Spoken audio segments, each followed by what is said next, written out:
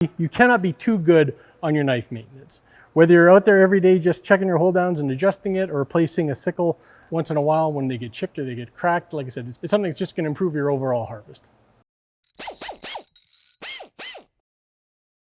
So if we want to do this same procedure on a header that's equipped with the plug-free short guards, it's very similar to what we just demonstrated on the pointed guards. You can watch how to perform your knife maintenance on a Cutterbar with pointed guards. The link is in the description below.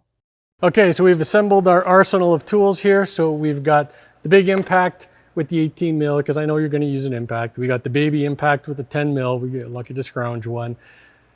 Baby torque wrench for torquing our section bolts. Some feeler gauges to check the hold down.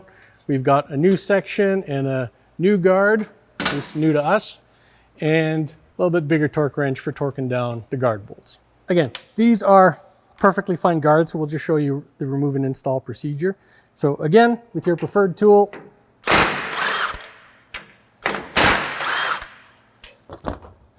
so this being a two-piece guard, so this is what's considered our hold down, and there's our bottom short plug-free guard.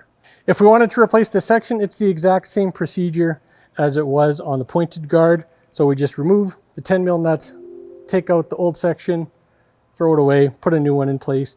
Now notice that there are no little connectors on this.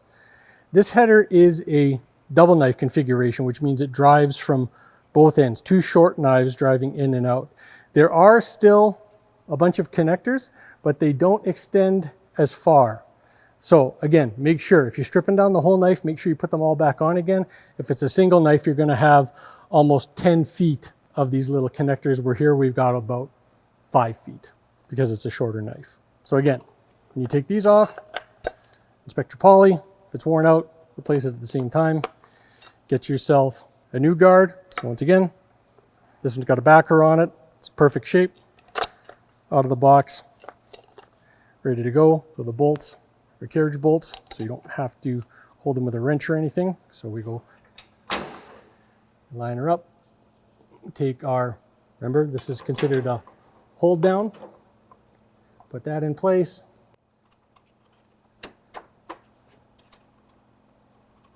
And it will snug those up.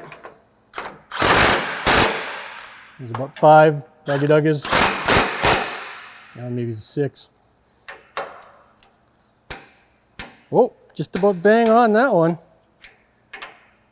Same torque on the plug-free short guards as it is on the pointed guards. Now again, if we want to check our hold down clearance, now in this case you can see right here our section is not in the proper position for us to check our hold down clearance, so you'll have to manually stroke your knife. You can do that on the end by manually rotating the knife drive box. All right, so right here, this is the flywheel for our knife. If you get in here with a bar, you can manually rotate this over, and we just want to stroke it until the knife lines up with the guard tip. So again, we apply some downward pressure to the section to make sure that it's against the bottom guard. So I'm using a 10 thou feeler gauge. Our spec is 4 to 20. That's a little loose. Now on this one, we've got an adjuster for each tip. So you can actually get a tighter tolerance on a plug-free short guard than you can a pointed guard. So again, we adjust it the same way. That one feels pretty good. Oh, a little too tight. There we go, nice and snug on 10. Good to go.